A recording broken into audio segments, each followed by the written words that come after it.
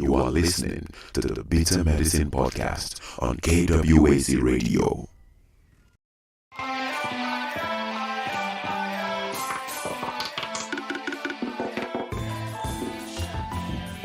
Welcome to the Bitter Medicine Podcast, where it's all about Black empowerment. Our show focuses on Black news and entertainment, arts, science, economics, history, people, and strategies that uplift, empower, and motivate Africans within the diaspora. And now, your host, whose favorite color is black, Goku.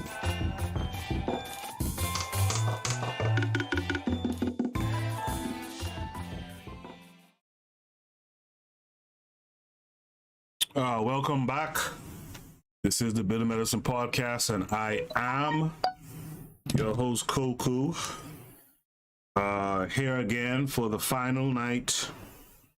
Am I right? Yeah, the final night of KWAZ, the night of Imani. And Imani, is a discussion of faith, right? One of the principles of KWAZ is faith. And I figured, well, since we're discussing faith,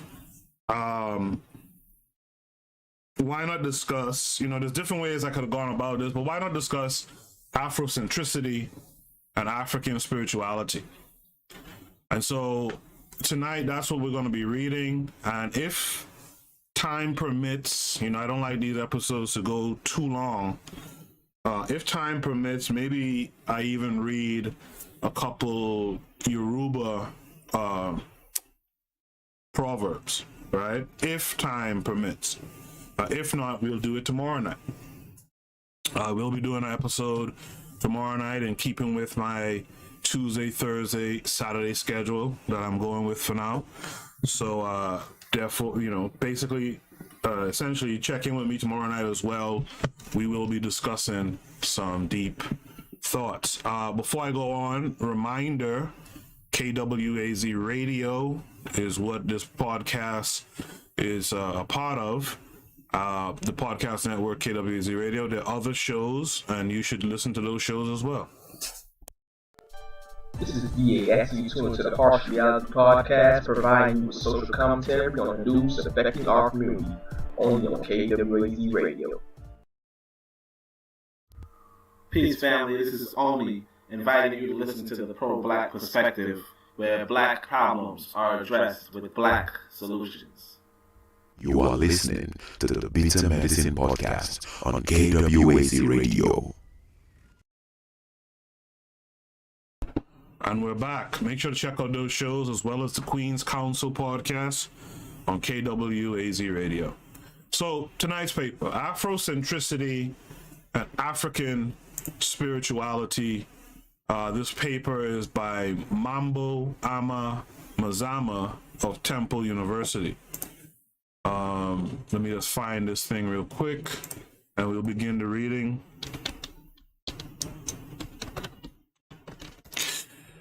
So, on the last day of KWAZ, when we light the final candle, we celebrate Imani, or faith.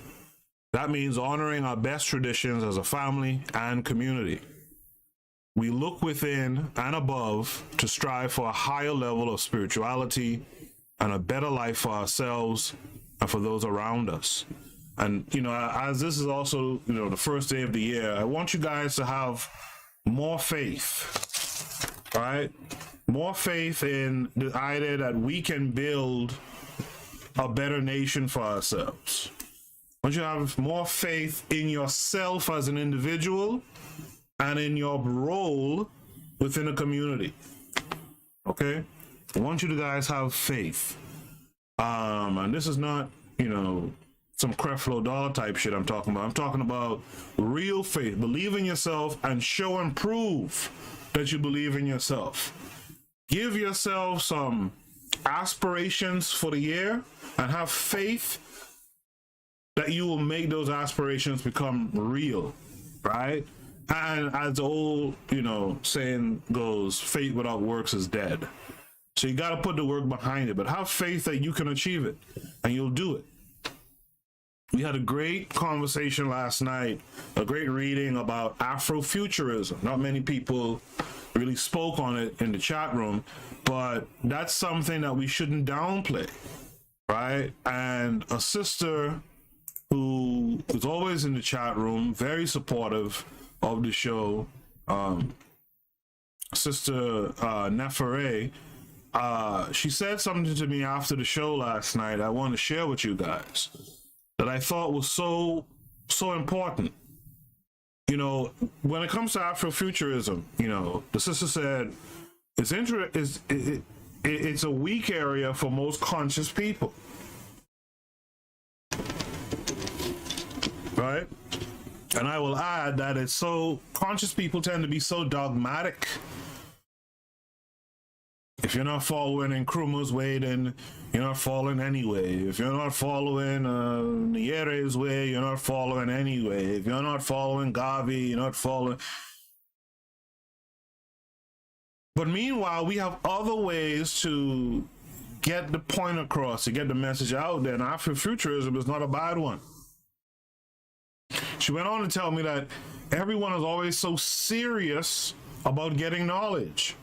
And yeah, you should be serious about getting knowledge, but you shouldn't be so serious, right, that you can't appreciate, as she says, you know, some African fantasy, some African mythology, right?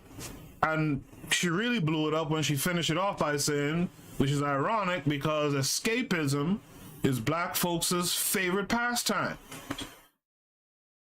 So in a discussion about Afrofuturism, where almost no one adds anything to the discussion, it is crazy because we spend so much time in escapism, video games, anime, you know, TV, movie, whatever, women, men, you know.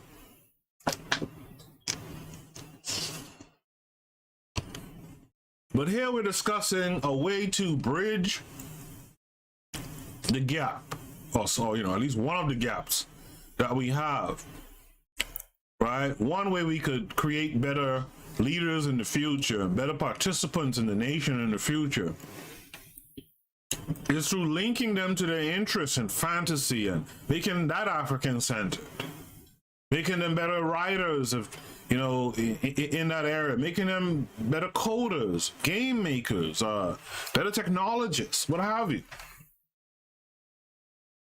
So I'm saying that to say that in this year, on this first day of the year, this last day of Kwanzaa, when we're talking about faith, I'd like my people, you guys listen, the people around you, to have more faith in yourself and your community.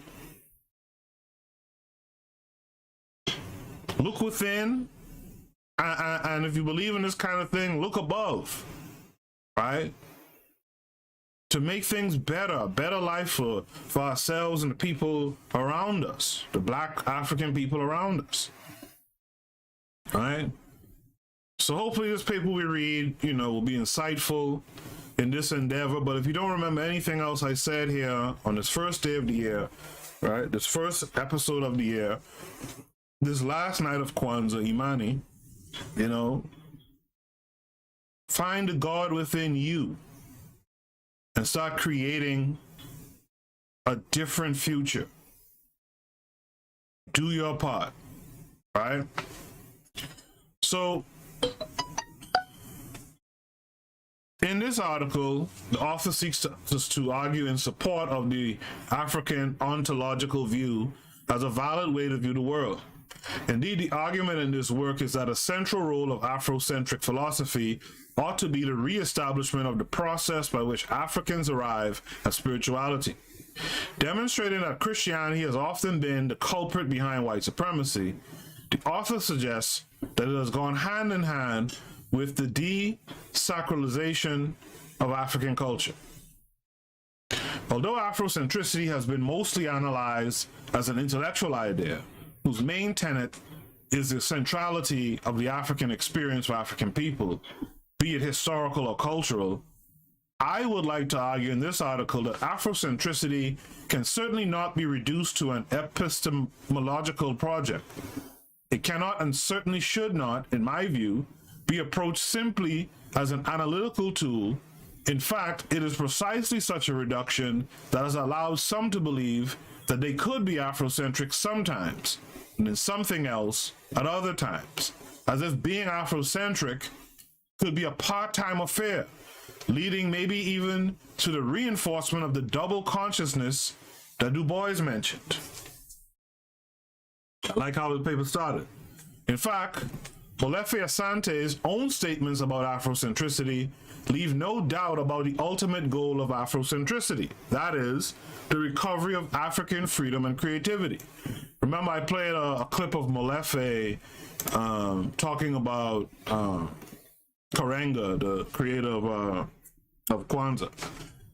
In Afrocentricity, in 1988, for example, he told us that Afrocentricity is ultimately, quote, the measure of our lives.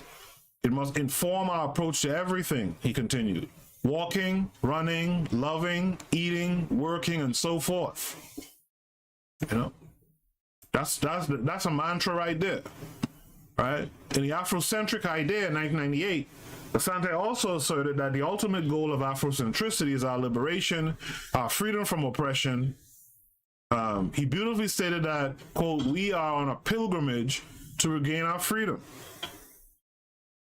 Afrocentricity, as an emancipatory movement, then inscribes itself within a tradition of African resistance to European oppression.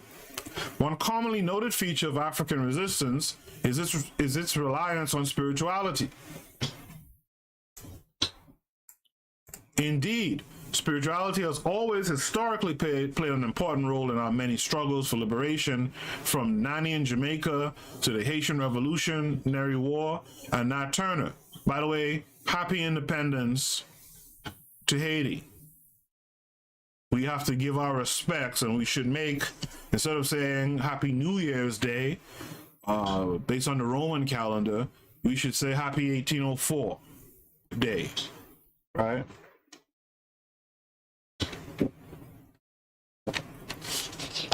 So happy 1804 Day to all of you, right? Spirituality was huge in the Haitians defeating their enemy.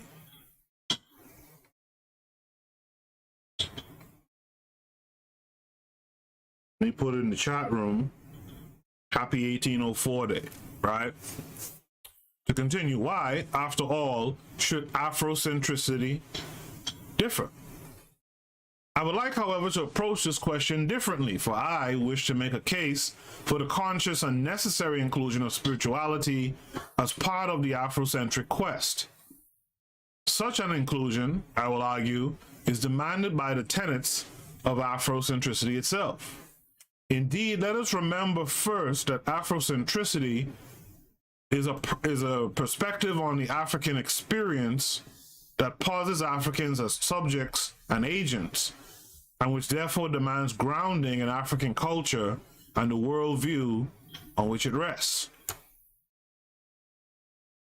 When we study African culture, or more particularly African philosophy, it appears clearly that the fundamental African philosophical principle is the principle of the unity of being.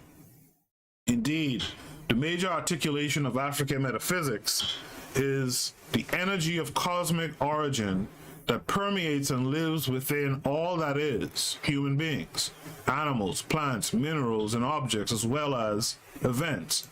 Let me just pause here and ask this question. You guys tend to be pretty well read in the comment section. What is a good book? And if you have it in a PDF form, I'll accept it. What is a good book that's, you know, about African metaphysics?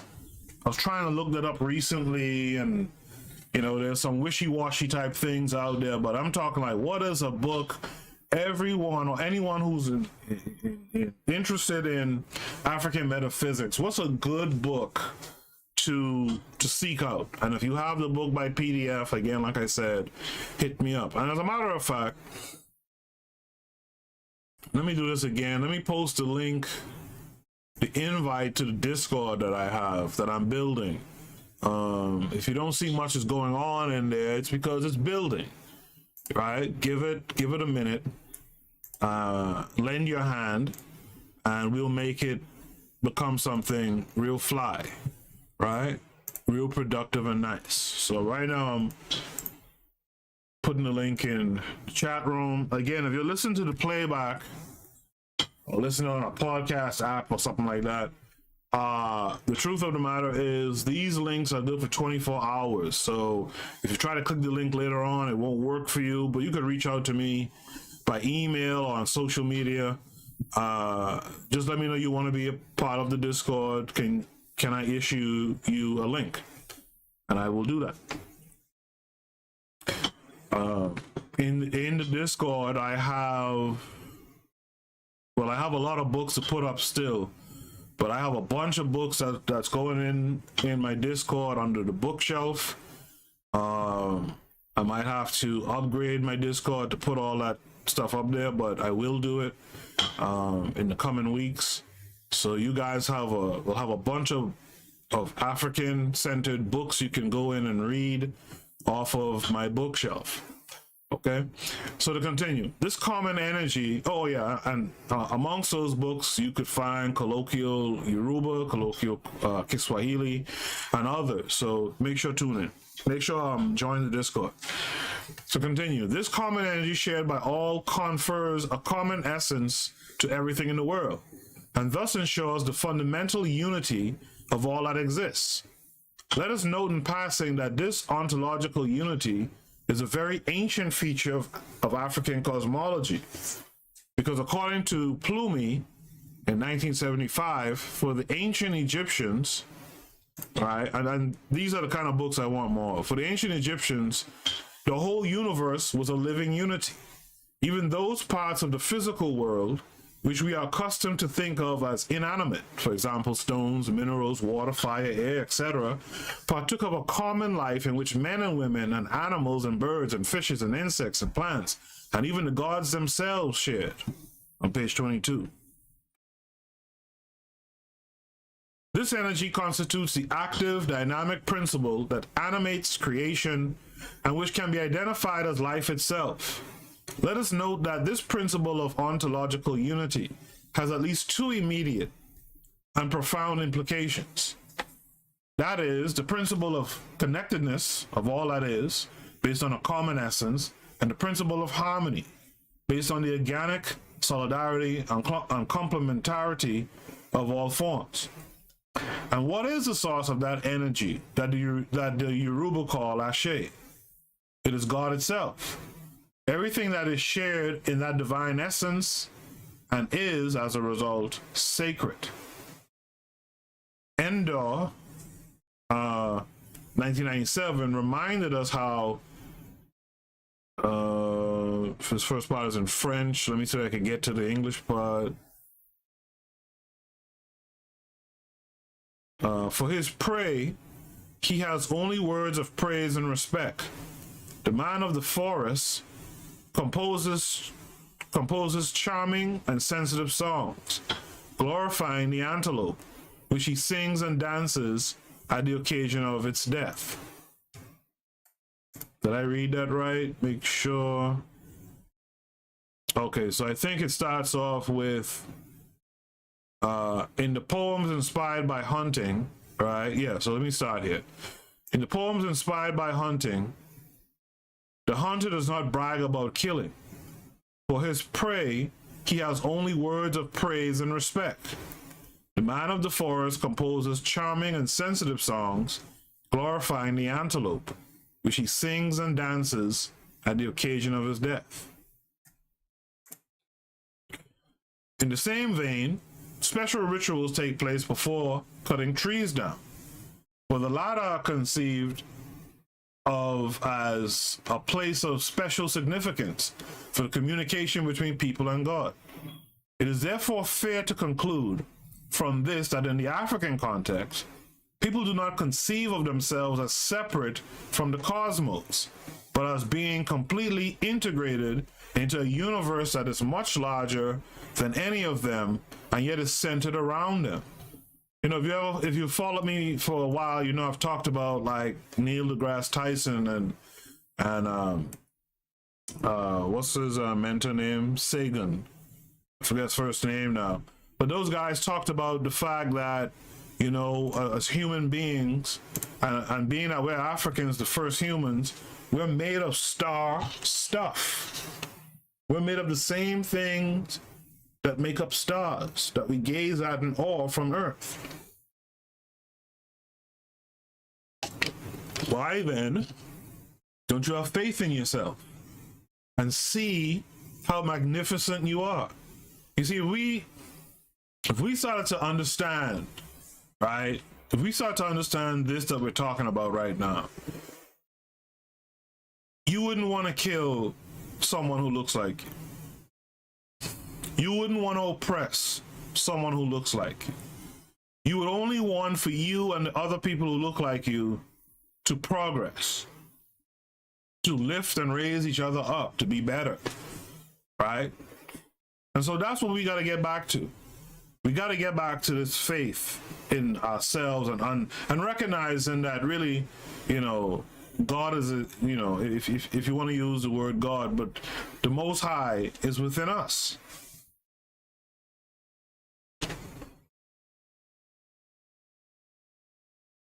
In the same respect, there is no major difference between death and life. Both are perceived as different modes of being.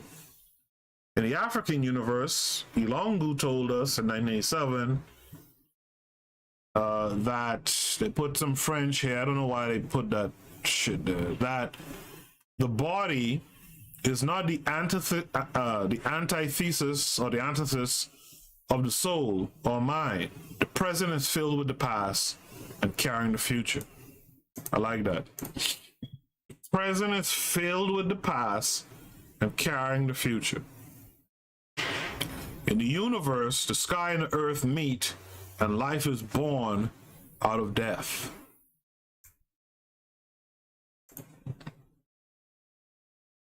Life is born out of death. Life is infinite and knows no end, and therefore death is simply another form of existence, a rite of passage that allows one to gain another existential status, that of ancestor, that is of a purely or almost purely spiritual being. As should be expected in such a world, there can be no waterproof separation between the world inhabited by the spirits, be it the ancestors and other spirits, and that inhabited by the living. Because life is one, there can be no dichotomy between so-called natural and supernatural worlds. In fact, it is generally admitted that the main difference between the world of the spirits and the world of the living is essentially one of degree of visibility.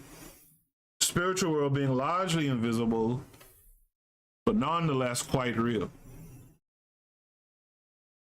How many of you share these beliefs in your own personal life? Right? How many of you have this belief of the interplay, the interaction between the spirit world and the living world?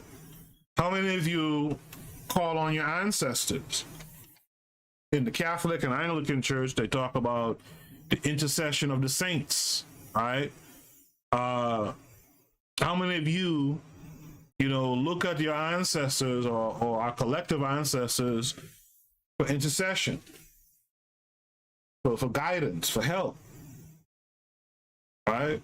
These are things that we're losing, and these other folks are stealing the ideas and giving it to their people.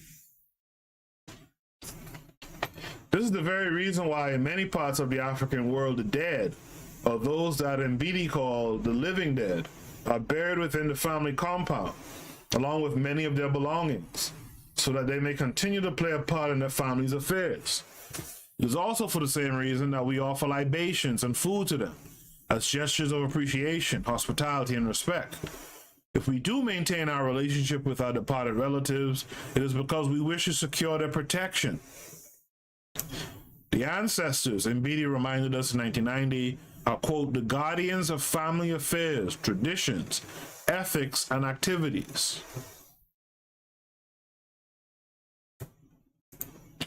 And that's why,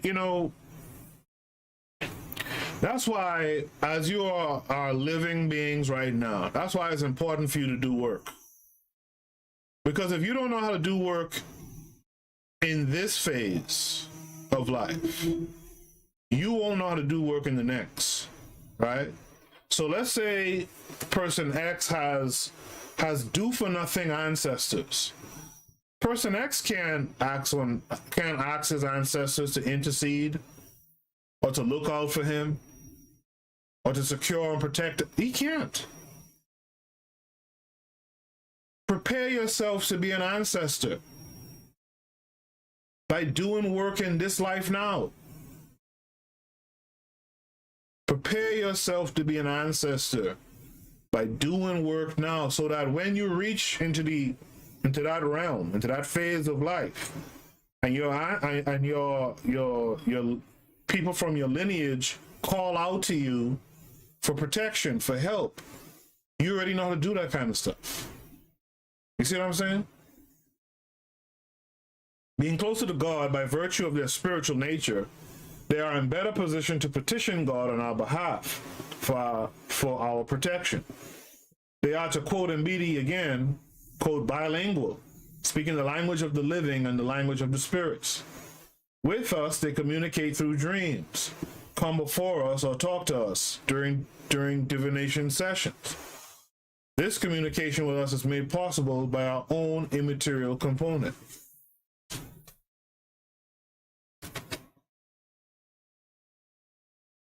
This easy and common communication between the world of the living and that of the living dead is underlined again by the reincarnation of the living dead, generally within our own family. Newborns are frequently thought of as ancestors who came back, not necessarily as physical entities, but as spiritual personalities.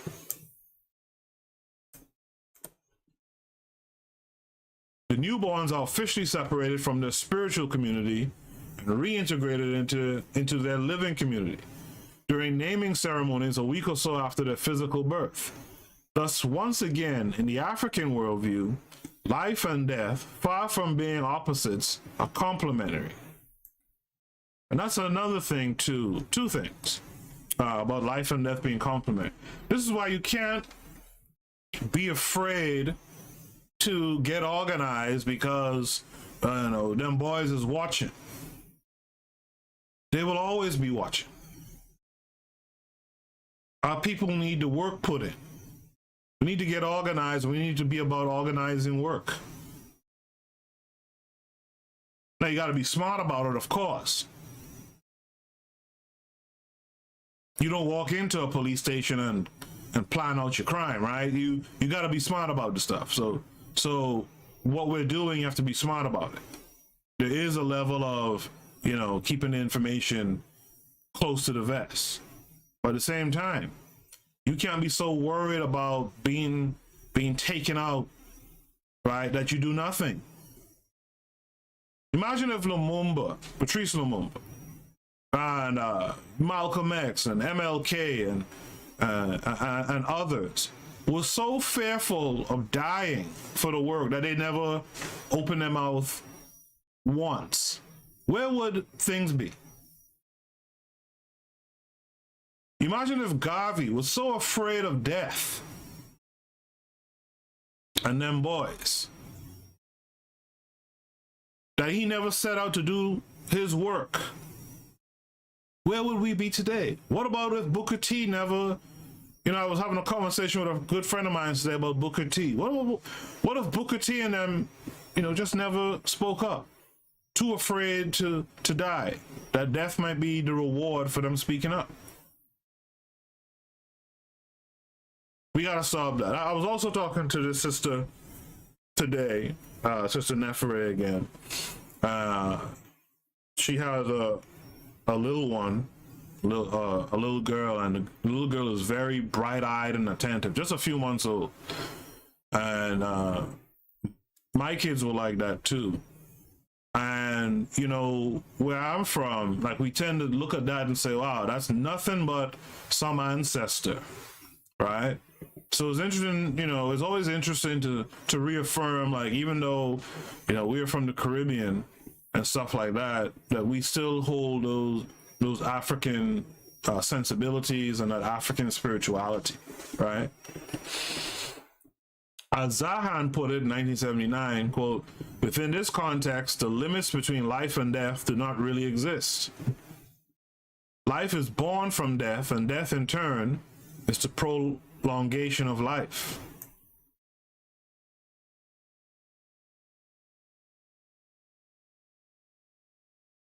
The circle, which is the African symbol par excellence, takes on its full meaning as it stands for the constant renewal of life through death and birth. The Bambara have a beautiful saying. Quote, "Life merges from divinity through birth and merges back into divinity through death. And through this cyclic transformation, we achieve immortality." And that's the thing. What kind of immortal do you want to be? A never do nothing immortal, or an immortal who did work? A never do nothing ancestor, or an ancestor who knows how to put in work? The ancestors must give protection and guidance in return for the tributes paid to them by the living, the most important one being to keep their name alive. But of course, we know the ancestors are not the only spiritual entities to whom we must turn for assistance of whatever kind. In fact, the African spiritual world is densely populated. Next to the ancestral spirits, for example, are those of people for a variety of reasons did not make it to the ancestral community. However, those spirits I am most interested in are the spirits of divine origin, who the Yoruba call Orisha, and voodoo practitioners call the Loa. These spirits cover all aspects of nature and human existence. All right. By the way, this would have been a good night to have, a lot of those continental brethren who are sometimes in the chat room speaking to, African spirituality practice today in their families and stuff like that. But it seems like that's not going to be the case, so it's fine. Those spirits cover all aspects of nature and human existence. The Orisha, Faris Thompson told us in 1984, quote, "are the messengers and embodiments of Ashe, spiritual command, power to make things happen, God's own enabling light rendered accessible to men and women." I like how that's put. The same author continued that to be possessed by an Orisha is to, quote, "make the god to capture numinous flowing force within one's body." The same holds true about possession by the Loa. In fact, the existence of what are often referred to as secondary deities is quite common in Africa, and we thus find the following ontological hierarchy starting from the bottom with natural elements, animals, the living ancestors, and above them the Orisha or Loa, all under the supreme authority of God. The implications of this ontological order are of paramount importance for African people. Indeed, make sure. Okay. All right, so seems like you guys, seems like there's a few of you here. Welcome to the episode. Thanks for coming through. We're talking African spirituality tonight, on the night that's the last night of Kwanzaa, the first night of the Roman New Year. We're talking Imani, which is faith, and we're talking about it in the sense that you need to embrace the God within you and embrace the ways of our African ancestors who themselves look to their ancestors, the other ancestors. And so And so, you know, we need to get back to that, and let that be the fuel that fuels us to get things done. More importantly, I see in the chat room someone is actually here. Okay, in the chat room there's Lucas Ferreira. I hope I said your name right. He says, I am doing PhD in Afrocentricity and health here in Brazil. The cult of Orishas are very deep in Brazilian nation. Lucas, so in Brazil, where you are, is it commonplace to uphold the African Orishas? Is it commonplace to seek out, you know, protection from your African ancestors? Is that something that's common? I'll continue in the meantime while he answers, hopefully.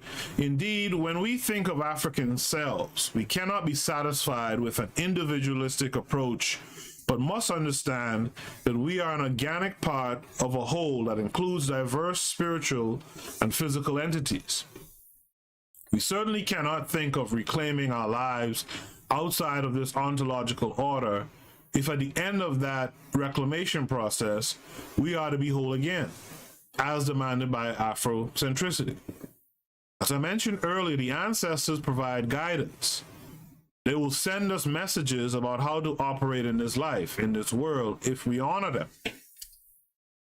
So what do you think happens if we don't honor them, right?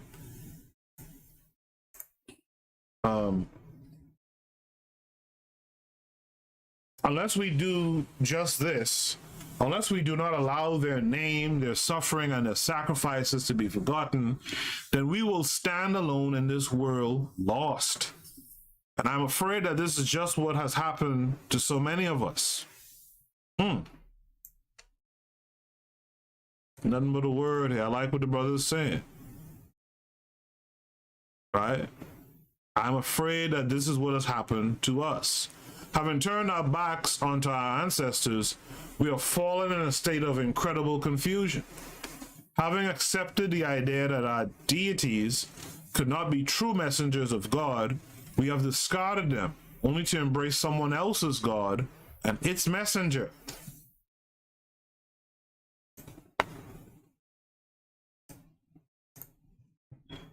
You know, if you guys aren't familiar with Sizzler Kalonji, go and listen to his song, White God. And hopefully it'll change your mind and your actions with regards to what you're doing. Lucas Ferreira says it is for sure. He goes on to say the cult of our ancestors are strong and alive for more than 500 years here. Lucas, since you're doing your PhD, what are some resources the listeners can look up? And if you can, post them in the chat room. And by the way, Lucas, if you're new here, make sure to like the video and subscribe to the channel and click the bell as well. And share this to your community as well. But yeah, what are some resources that the people can read up on in terms of, you know, how African spirituality is carried out in Brazil?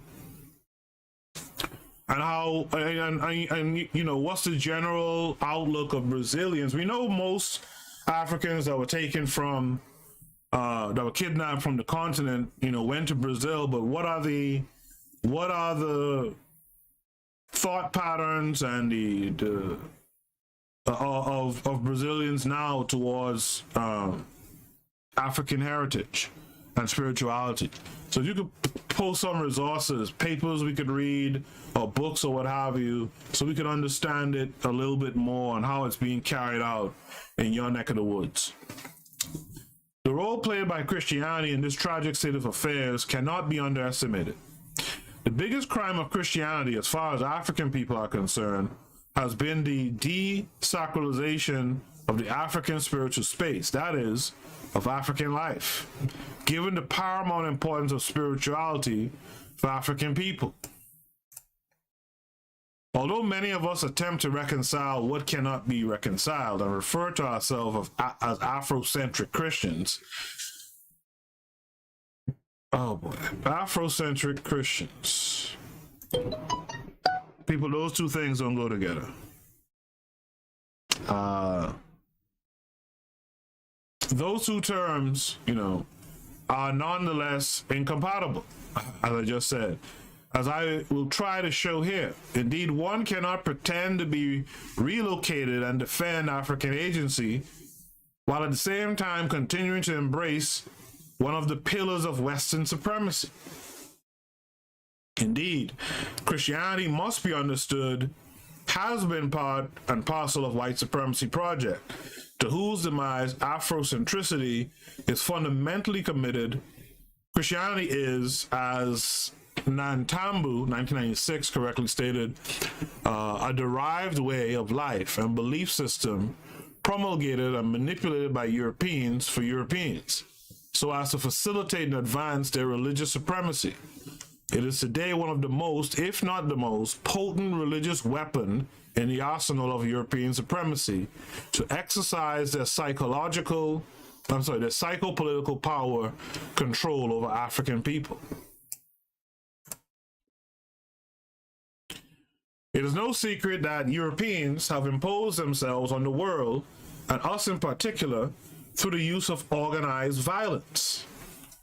As one of them, Huntington, 1996, recognized.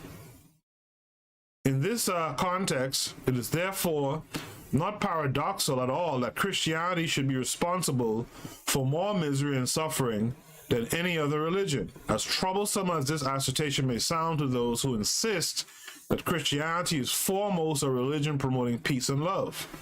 Such a belief flies in the face of the evidence. But we can only honestly ask Wood in 1990, quote, how many infidels have been killed or enslaved in the name of Christ? Millions, without a doubt. Let me highlight that whole paragraph. That's something to come back to. I like it.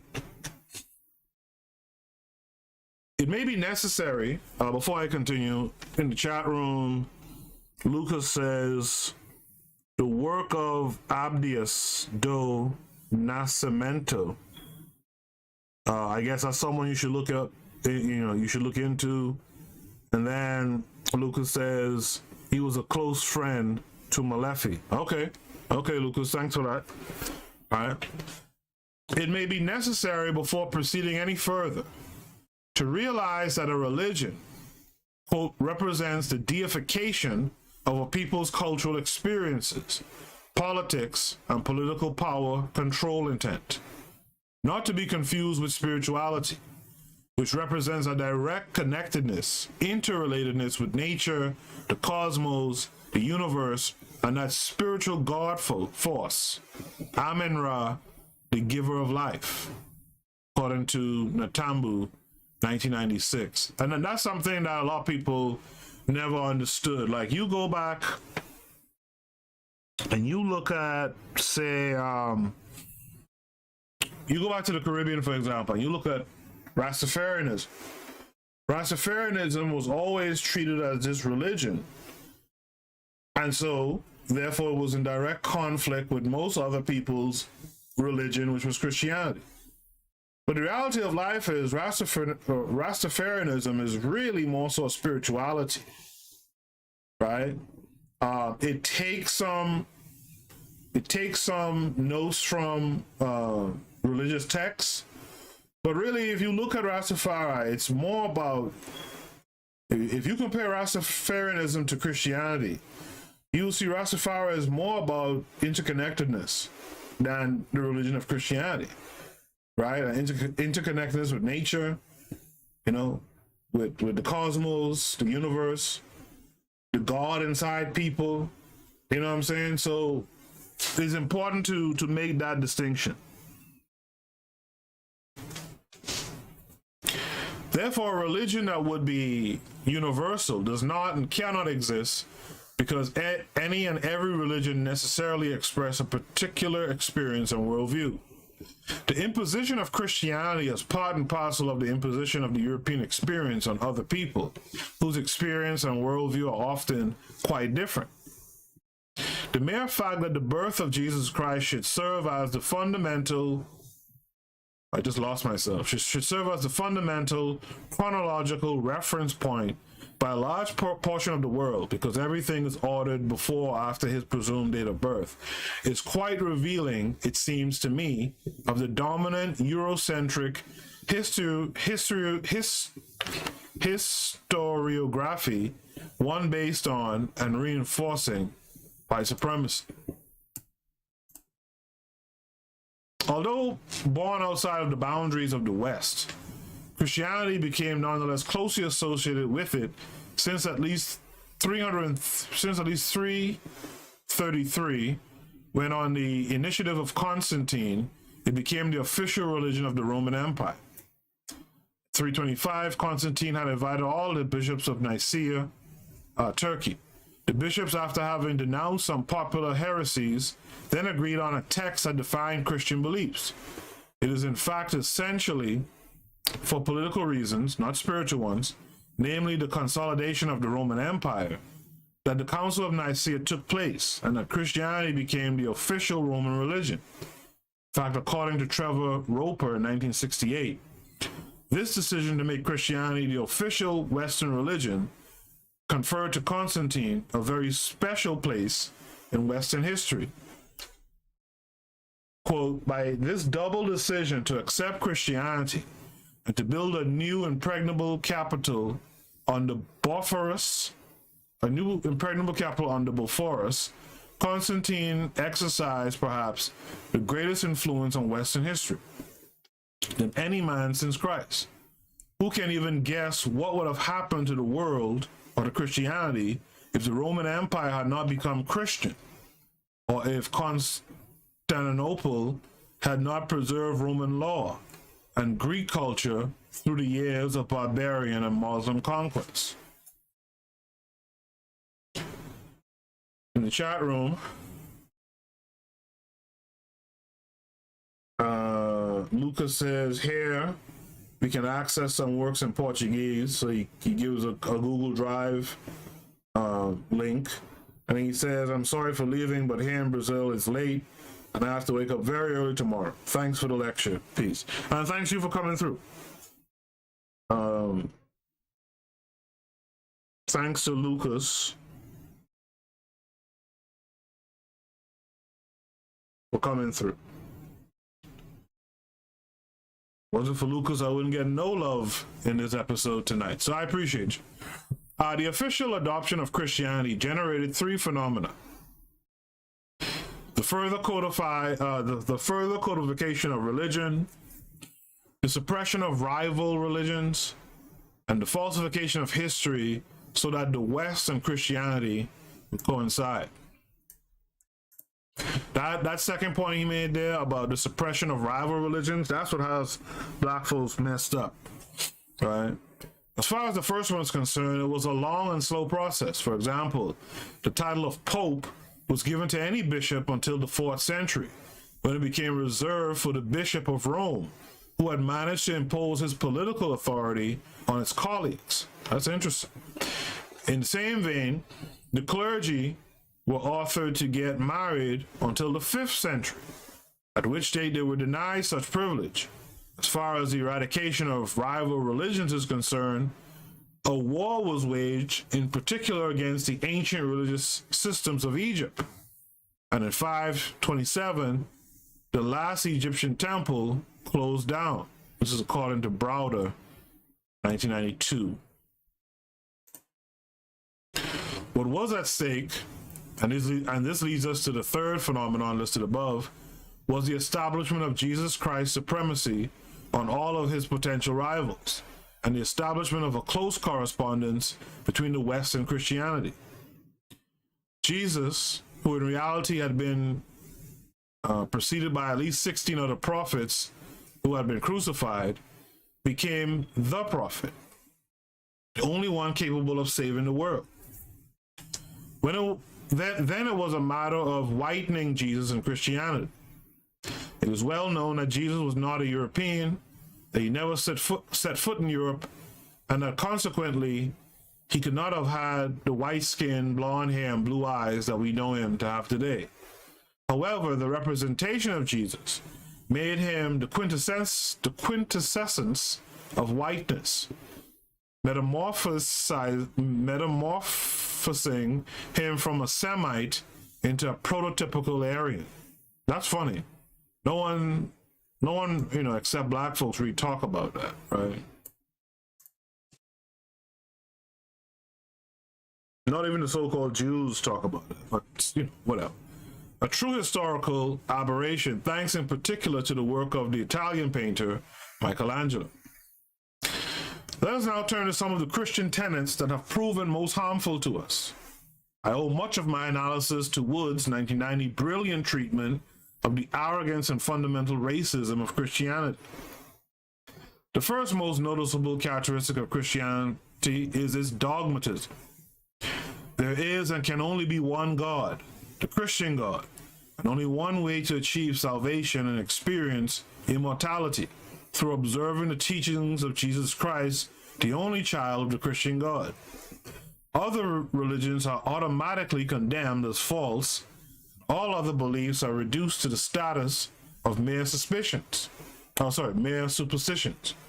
In addition, the strict monotheism of Christianity makes the vilification of other religions' gods even easier, because the latter, in the Christian context, becomes simply and conveniently assimilated to Satan himself. In religions that rely on the densely populated spiritual universe, as is the case in Africa, a bipolarization between an incarnation of good and bad does not apply.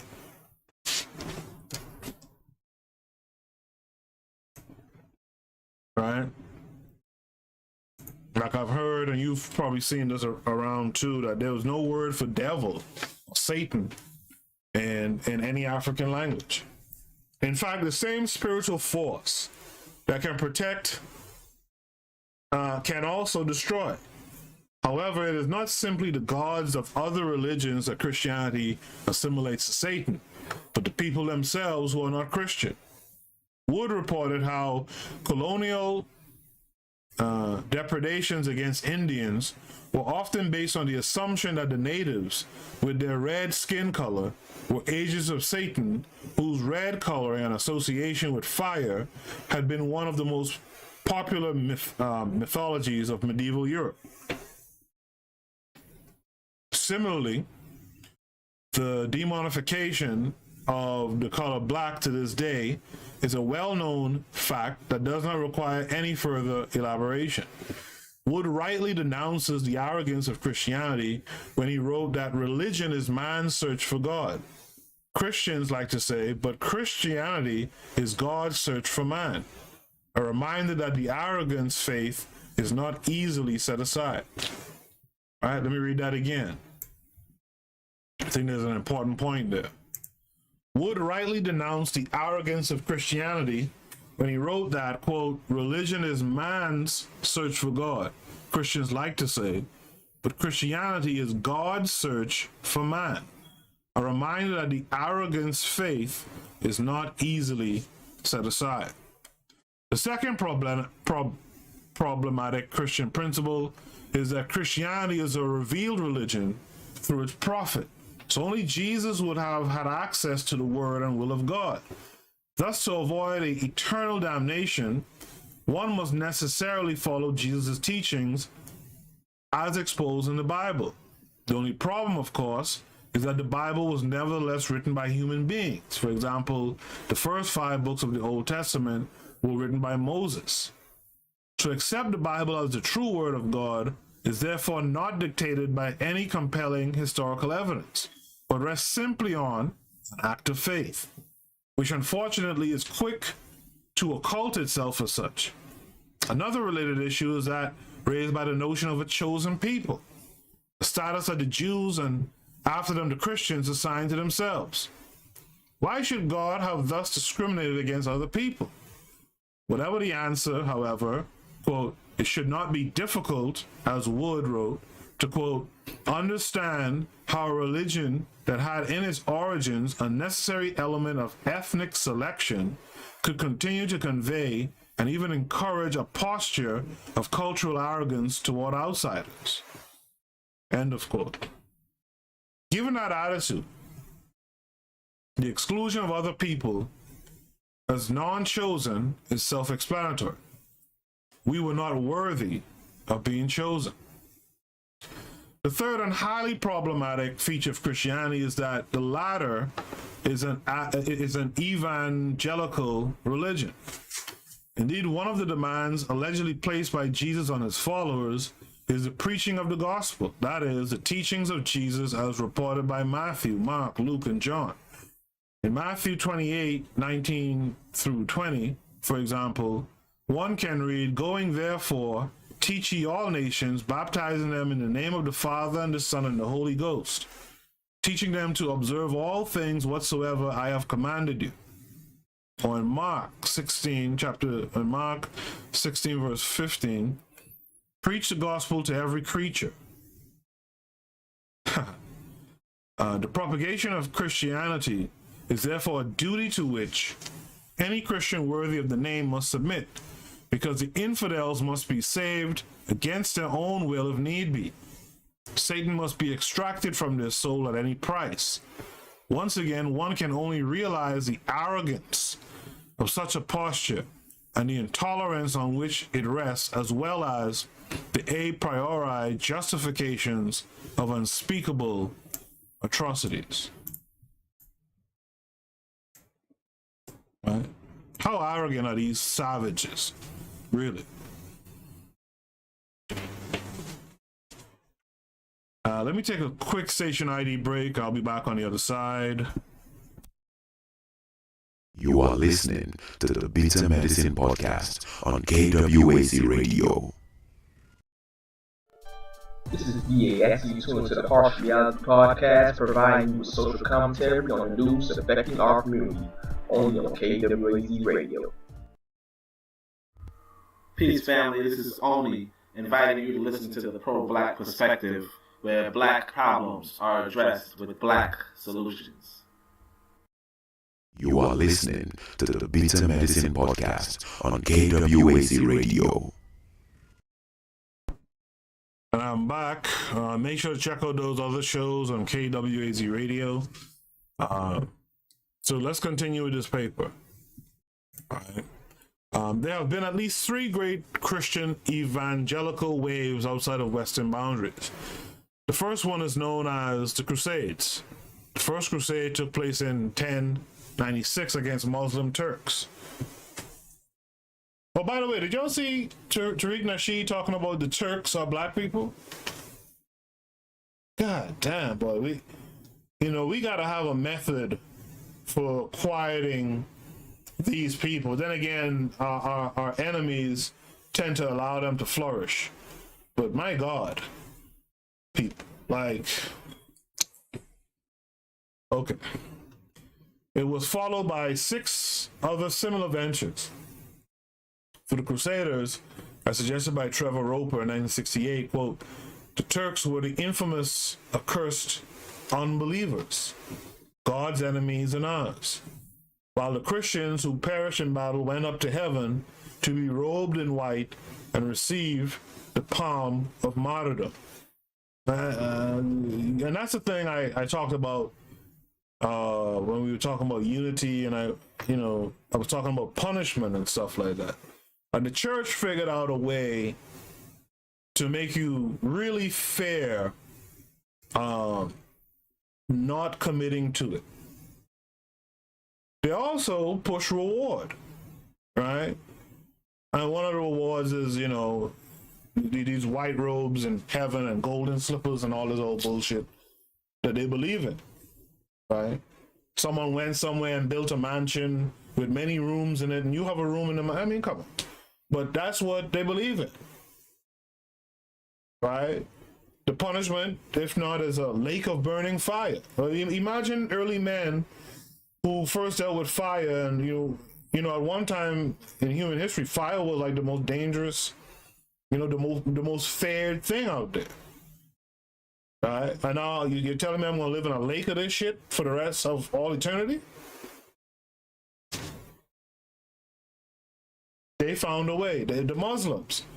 If you carry out, you do some bullshit act of violence or whatever, you know, you get 72 versions. And I wonder if those dudes really think about that shit. Like, do you know how difficult it is to be with one virgin, much less 72? You think that's heaven? Anyway, I mean, come on.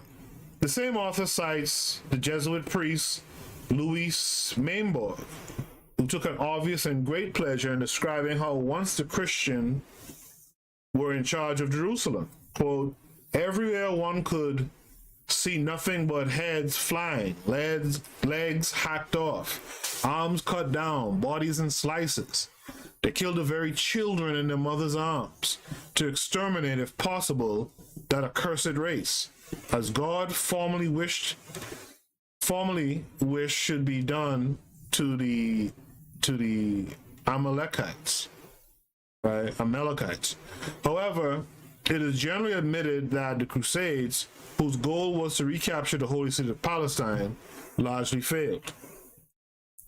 The same cannot be said, unfortunately, about the invasion of America, the second evangelical thrust. The invasion resulted in the rapid genocide of the indigenous populations and the deportation and enslavement of tens of millions of Africans. Although O'Brien, in 1943, a Christian apologist, tried in vain to convince us that, quote, the Indians were not wiped out or pushed back, but were converted and protected from slavery, end of quote, the truth of the matter remains that the immense majority of the so-called Indians were rapidly and systematically exterminated. Most Europeans saw in this development a further confirmation of their manifest destiny. God had chosen Christians and was exterminating the native people to make room for them. Oh boy. And y'all believe in this shit still, huh? In 1500, although there were about 80 million native people in the Americas, they have been reduced to 10 million after only 50 years. According to Todorov, cited in Plumel Urib, 2001, quote, none of the big massacres of the 20th century can be compared to this genocide. But all this was easily justified by most Christians. Similarly, they had no major objection to the deportation, enslavement, and cruel treatment of millions of Africans later on.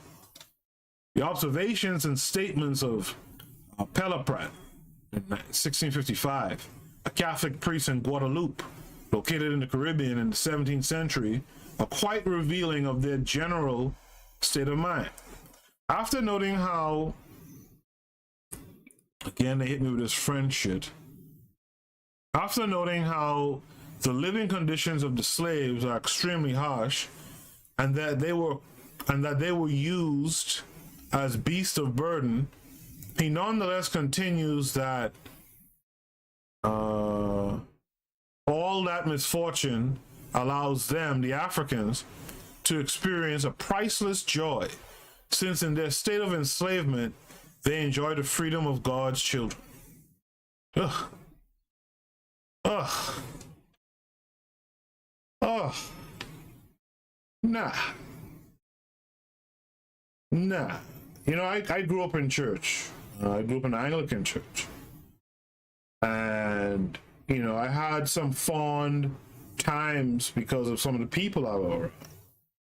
But when I started to hit like 14 and I started looking at the Bible, and I started looking in the back of the Bible, for you guys who are familiar with Bibles and stuff like that, like in the back, sometimes in the front, but in the back of the Bible, they'll show you a map showing you the region that these stories were supposedly taking place, right?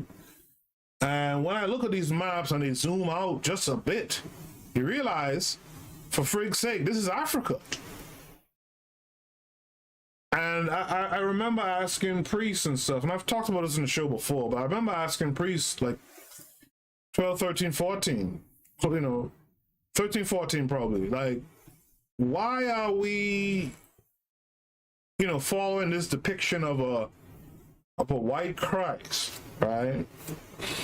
And to the priest's credit that I grew up under, he actually darkened the image of Christ. But in general, you know, come Easter time and stuff, you have all these movies that we grew up to like because they pushed it on us so much, like King of Kings and all this kind of stuff, with this little white guy with long hair and blue eyes and stuff.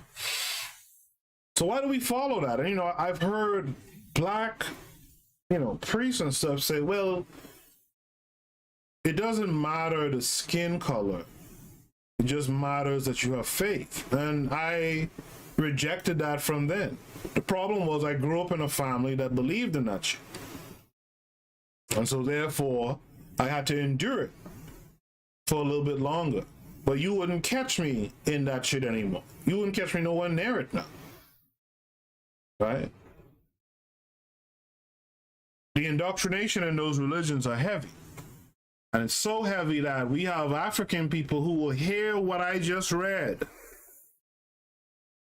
Some of them in my own family, to be honest, will hear that and say, well, I still believe in the Lord now. I'm an Anglican till death. I mean, Jesus. To be ironic. Right? The trick was so simple. It is then for our own good that the Europeans impose on us the worst treatments, and we should be happy and eternally grateful to them for such a favor.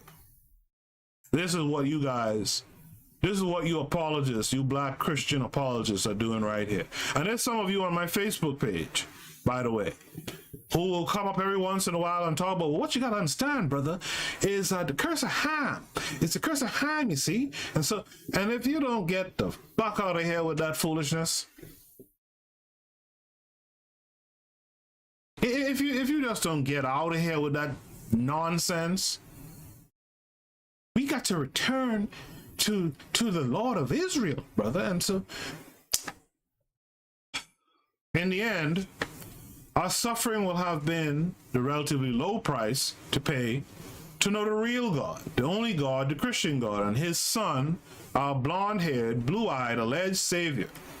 I mean, again, and I know some of y'all are listening, if y'all could stomach all of this shit still as adults, you know, I really have to wonder about y'all. In fact, as Wood in 1990 quite correctly argued, in my view, it is futile to try to explain the so-called contradiction between Christianity and slavery, because there is none. It was Christianity, a cornerstone of those large and cruel slave systems, that perverted the Africans' quality of life. Since Europeans justified enslavement on religious grounds, the most philanthropic thing the Christian could have done for the Africans would have been to leave them alone. But leaving them alone was the real tragedy, since Christianity had always provided an ideal rationale for enslavement. Why should it be so ironic that a predominantly Christian nation nurtured slavery? The contradiction so often seen in the presence of slavery in a democratic society may not have been so much of a contradiction after all. English North Americans embraced slavery because they were Christians, not in spite of it. English North Americans embraced slavery because they were Christian, not in spite of it.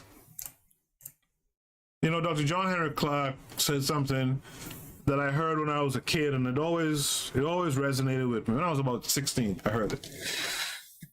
He said, you know, it's a hell of a thing, basically, for the slave to pray to the same God as the master. Both of you are expecting your prayer to be answered. The slave master is praying to keep you a slave, and you are praying not to be a slave anymore. And in the end, whose prayer was answered? But you still will call yourself a Christian. It's one of the most. It's one of the most insane things, that comes to my mind kind of frequently. And then we'll sit up and we'll hate on some African spirituality. We'll sit up, like today is the Independence Day for Haiti. We'll sit up and we'll have a big problem with Obia and a big problem with Voodoo, right? But this religion that had no problem in your enslavement, when in actuality Voodoo was the driving force in Haiti's liberation, right? That freed them, not Christianity, right? We will put down the Voodoo and the Obia. Now, let me say something. I was talking about this with a good friend of mine earlier.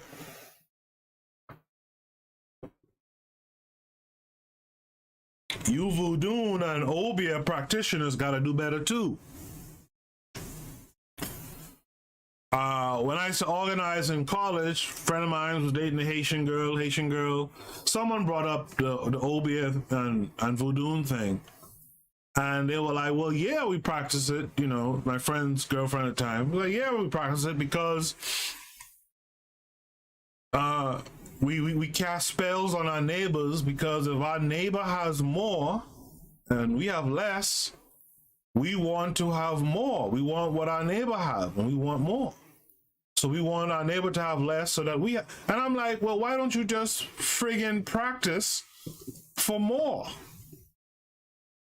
and leave your neighbor alone? So what I'm saying that to say, some of you practitioners of these things need to bring these practices into a more positive light as well. And when I say positive light, I'm not talking anything European or none of that shit.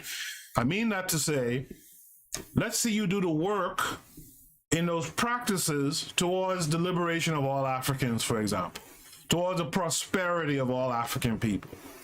Not this little foolishness of wishing bad on your neighbor and you sacrifice a chicken and throw it on their porch and all this old shit. Like, let's make it. Let's put it into works that lift us up. Not bad-mindedness and all this foolishness that you often see with these practices, right?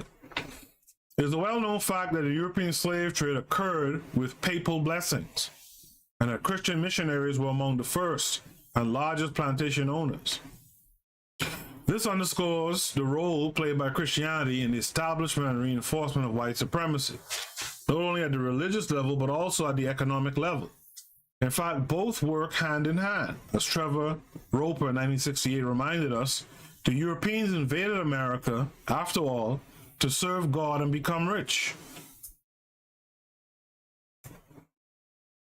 A motivation quite similar to that of the Crusaders a few centuries earlier. We, in the meantime, were supposed to continue to suffer in silence and with gratitude. Yet it is difficult not to be deeply touched by C.L.R. James's 1963 vivid description of what it meant to be enslaved by Christian Europeans. I know exactly what this blurb is going to be. The slaves received the whip with more certainty and regularity than they received their food. It was the incentive to work and the guardian of discipline. But there was no ingenuity that fear or depraved imagination could devise, which was not employed to break their spirit and satisfy the lust and resentment of their owners and guardians. Irons on the hands and feet, blocks of wood that the slaves had to drag behind them wherever they went, the tin plate mask designed to prevent the slaves from eating the sugar cane, the iron collar. Whipping was interrupted in order to pass a piece of hot wood on the buttocks of the victim. Salt, pepper, citron, cinders, aloes, and hot ashes were poured on the bleeding wounds. Mutilations were common. Limbs, ears, and sometimes the private parts to deprive them of the pleasures which they could indulge in without expense. Their masters poured burning wax on their arms and hands and shoulders, emptied the boiling sugar over their heads, burned them alive, roasted them with gunpowder, and blew them up with a match, buried them up to the neck and smeared their heads with sugar that the flies might devour them, fastened them near to nests of ants or wasps, made them eat their excrement, drink their urine, and lick the saliva of other slaves. And then, allied to that, probably said it or did it in Jesus' name. And y'all follow that. James further argued that those cruel treatments were not exceptional, but part of everyday experience. By the way, should I even touch on that? No, I'll leave that alone. There were specific and well-known names for the different tortures endured most frequently. The torture of the whip, for instance, had 1,000 refinements, but there were regular varieties that had special names. So common were they. When the hands and arms were tied to 4 posts on the ground, the slave was said to undergo, quote, the 4 posts. If the slave was tied to a ladder, it was the torture of the ladder. If he was suspended by 4 limbs, it was the hammock, etc.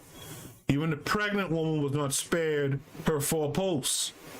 A hole was dug in the earth to accommodate the unborn child. And I know some of you who are Christians will say, well, those are the people, that's not the religion is why they were doing it. They weren't doing it in spite of it, they were doing it fueled by the religion. In Africa itself, where the third wave of Christian evangelization that concerns us took place, in particular during the 18th and 19th centuries, Africans were not spared the imposition of the true God, the Christian God. In Africa, Christian missionaries undertook to exorcise African gods and the rites associated with them from African culture.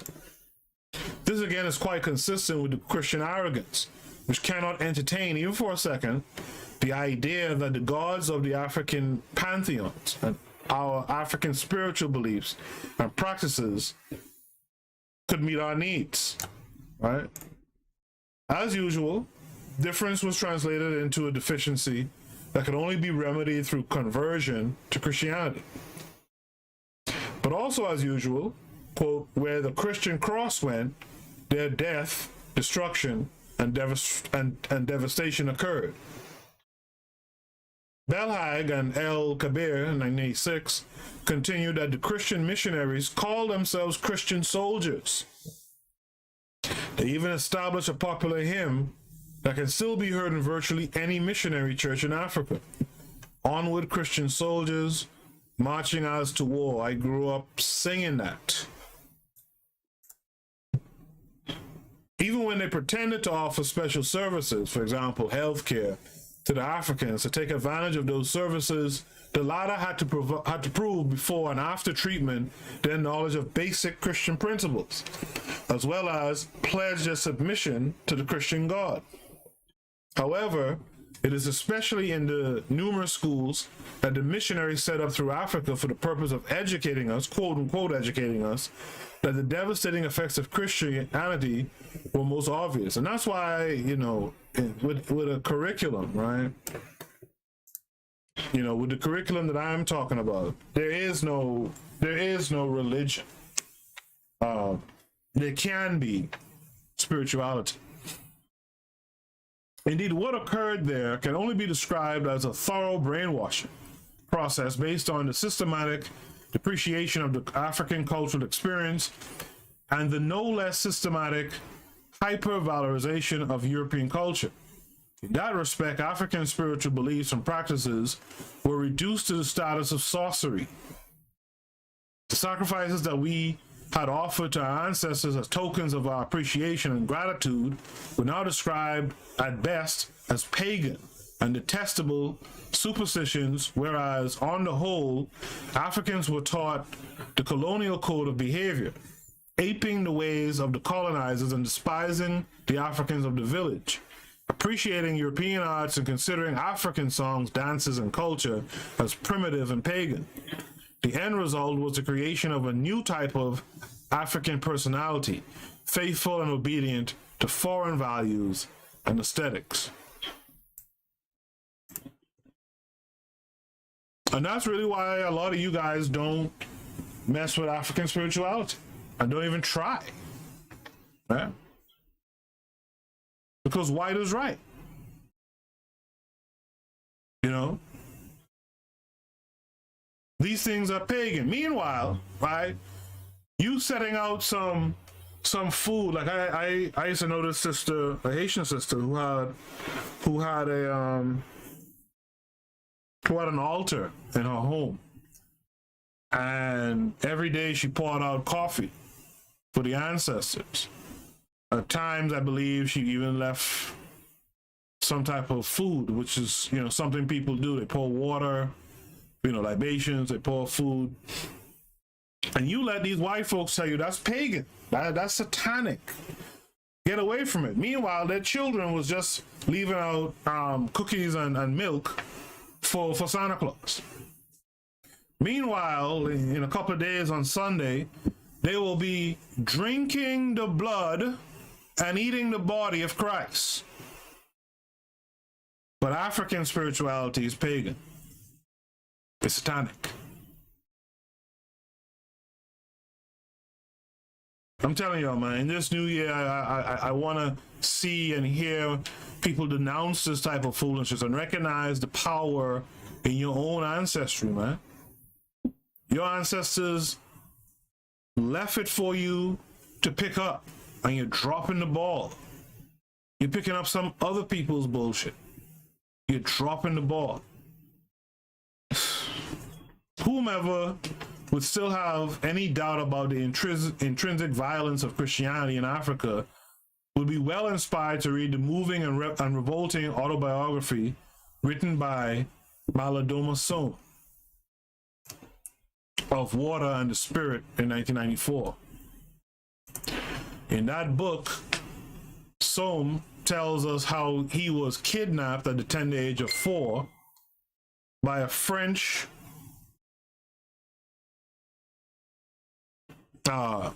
he was kidnapped and at the tender age of 4 by a French Jesuit in what is now known as Burkina Faso, West Africa. Some remembers the first time he asked his kidnapper, Father Melot, why he had been taken away from his home, for which he naturally longed deeply and was locked in a room. I banged on the door so hard and so long that in the end, someone opened it. It was a catechist, and behind him was Father Melot. The catechist had a whip in his hand. The catechist began to lash out at me. I could see Father Melot smiling broadly, and I screamed insults at him, but they were diluted by pain. This was the first time anyone had ever hit me so hard. The pain of the first blow was so bad that I didn't even notice the many other times the whip struck my body. Very soon, I doubled over, then lay flat on the floor. My nerves were so tightly strung, I could not produce a sound, and I realized I was suffocating, and I felt as if I were going to die.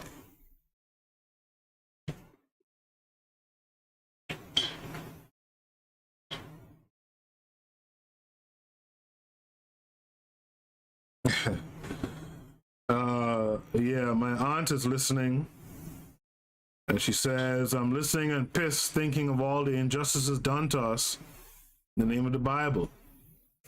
She says, you had me laughing when you said, get the F out of here, like my grandfather, which is her father.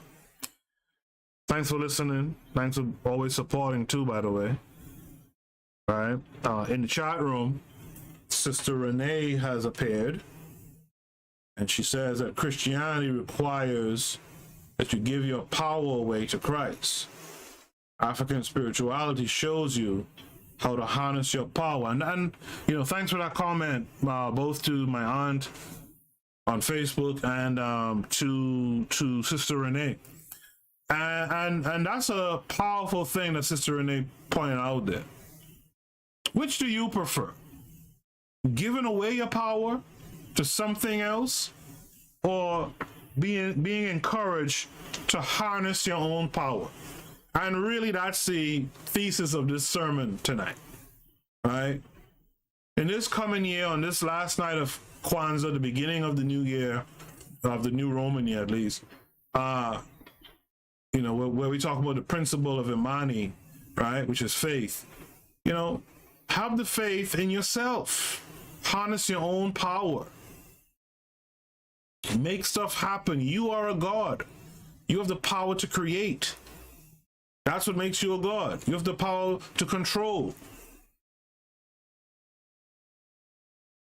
Make some stuff happen for yourself and for the people around you, right?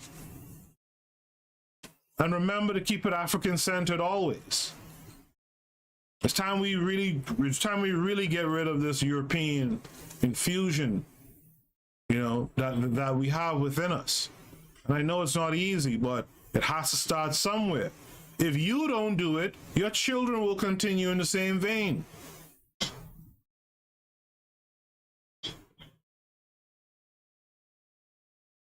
Do you want your children to continue, and grandchildren and so forth and so on, to continue down the same vein? Nah. To continue. In fact, the whole missionary school operated on the mode of terror. Children were forbidden to speak their native African languages and were reminded daily with the use of physical force, if necessary, that as Africans, they, quote, were born and had grown in sin, end of quote. But not only was some regularly beaten, he was also repeatedly molested by one of the pedophilic priests. It was only at the age of 20, after getting into a fight with a priest who had humiliated him, that Som found his way back to his people, only to realize that he did not quite fit in his original community any longer because of the profound acculturation process to which he had been submitted while at missionary school. And that is a heavy point. And this goes back to education, period, right? Who you get your education from is very important. He got his education from these European religious fanatics, right? These white supremacists. And so, of course, when he finally returned, after being beaten, molested, he finally returned to his natural people. He was something other now. And this happens every day in the public school system. Our children are taught by these other folks, taught in whatever knowledge, so-called knowledge areas these folks want them to be taught in. And of course, they become other. Our children are not interested in solving problems in the local community. Our children, you know, if you're outside of the continent, aren't concerned with being proud Africans and seeing a future, you know, with a powerful and strong Africa. That's because we get our education from non-Africans. I mean, so this is a work, I haven't read this book, but I highlighted it as something to go back to and get and read it. And I think you guys should do the same. In his misfortune, nonetheless, Som found enough insight to analyze and reflect on his experience correctly. However, many of us remain the unconscious victims of white supremacy, justifying, denying, and participating in our own oppression.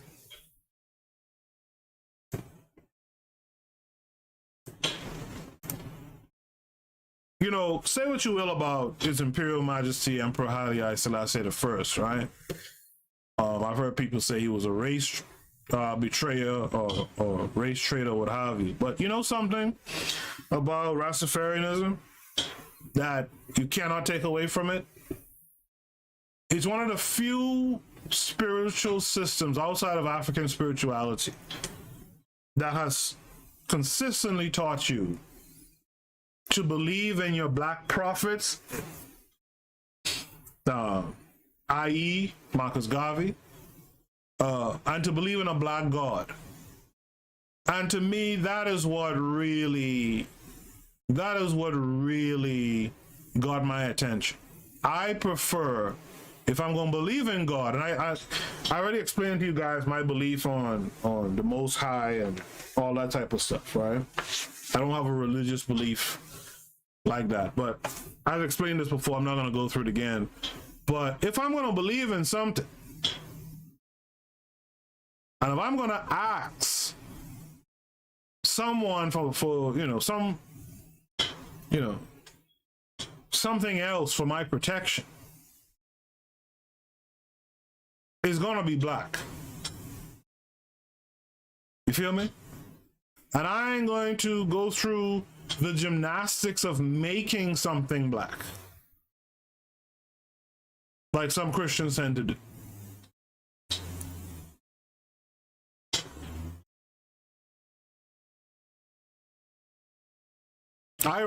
If I'm going to pray, I rather pray to my ancestors. Like my aunt was talking to me just now. I rather pray and ask my grandfather and them to help me. He's my ancestor now. And he's an important ancestor to me because I knew him in life. Right?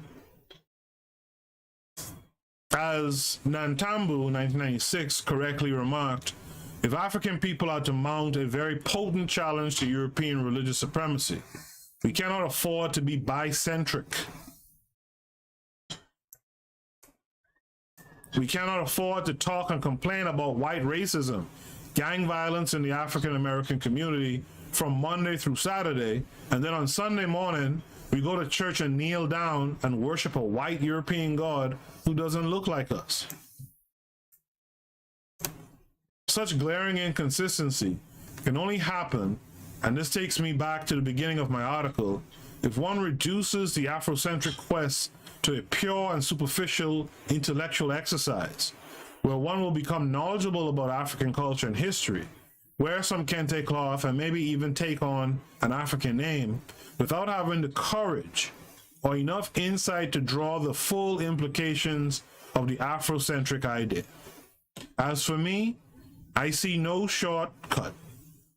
Embracing Afrocentricity entails being fully and consciously in tune with African metaphysics.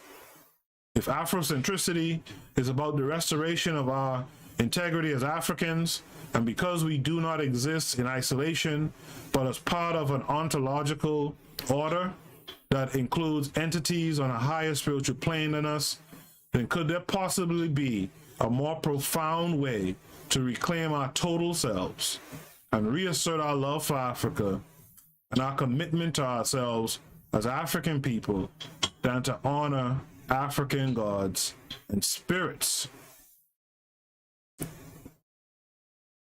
That is the end of the paper. I'm scrolling through a little bit slowly, but these are the references to the paper. If you can't access this paper yourself, by all means, I'll give it to you. I have it. It's like nothing to give it to you. But look at some of the references in here. And, I was talking to Sister earlier, and she said something interesting. Like, when you read something, right? Like, and I have another aunt who told me this when I was a younger guy, like around 18. It's like, you don't just read the textbook that they give you, but you look at the books in the reference section of the book, and you find one or two of those books. I actually think she said 5. I ain't got no time for 5. But you find one or two of those books in the references, and you look at those books too, right? But you don't want to just read something from someone who references someone else's work, and you don't go and read someone else's work. So you see Molefe Asante is here at the top, Afrocentricity, the Afrocentric idea, Christian missionaryism, and alienation of the African, right? You could go through, I'm going through slowly, and you can see some of these other works. You know, C.L.R. James, The Black Jacobins, great book, and it's a great book to talk about today. Toussaint Louverture and the San Domingo Revolution, right? Again, join the Discord. I have that book in a PDF format. You can get it, right? You know, the Afrocentric paradigm, going on further. Mbidi has come up in several different readings that I've done. African religion and philosophy, right? You know, this paper mentions Nantambu several times, Egypt, and Afrocentric geopolitics, essays on European supremacy, right? Sounds like a dope paper or book,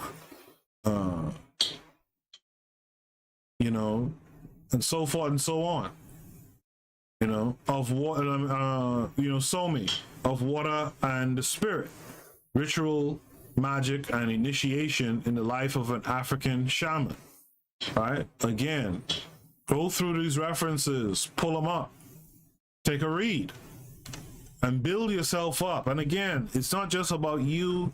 Most importantly, the reason why you are important is because you are a part of the community. And your job is to help guide and direct the youth that are coming up behind us. We all pass on to the next life after death. And we want to make sure that we are the best representation of an ancestor to the lineages that we leave behind.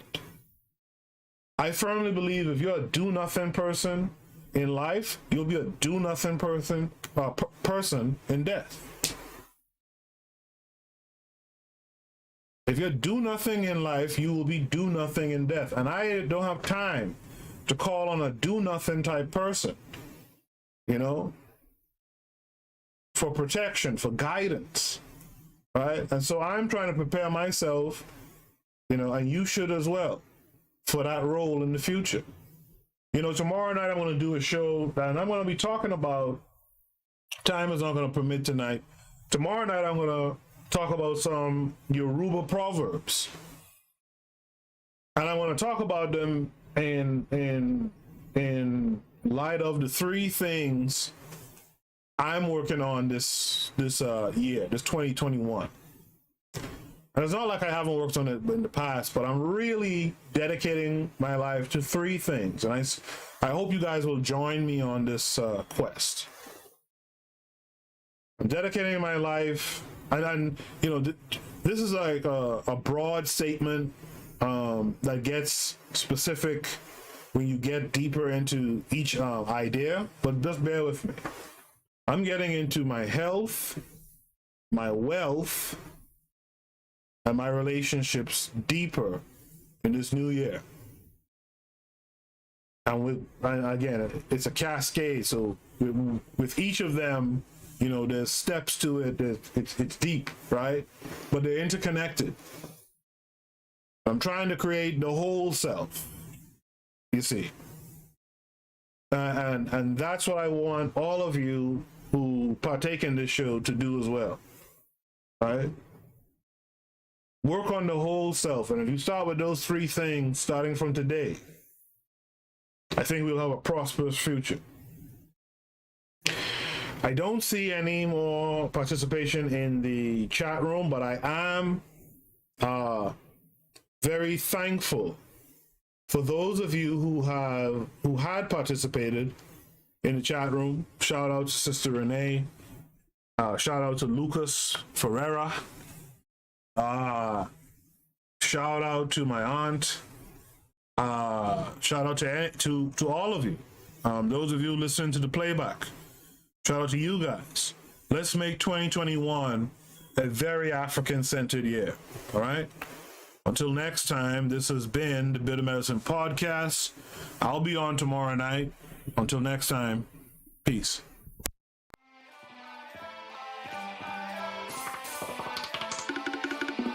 Thanks for listening to the Bitter Medicine Podcast with your host, Koku. If you like what you just heard, We hope you pass along our web address, bitamedicineblogs.com, to your friends and colleagues, and share our show to all your social media. Be sure to check out our archive section on our website for previous podcasts. This has been a KWAZ radio production. Join us next time for another session of the Beta Medicine Podcast. Follow us on Facebook at Beta Medicine Show, Twitter, Beta Meds, Tumblr, Beta Meds, Instagram, Beta Medicine.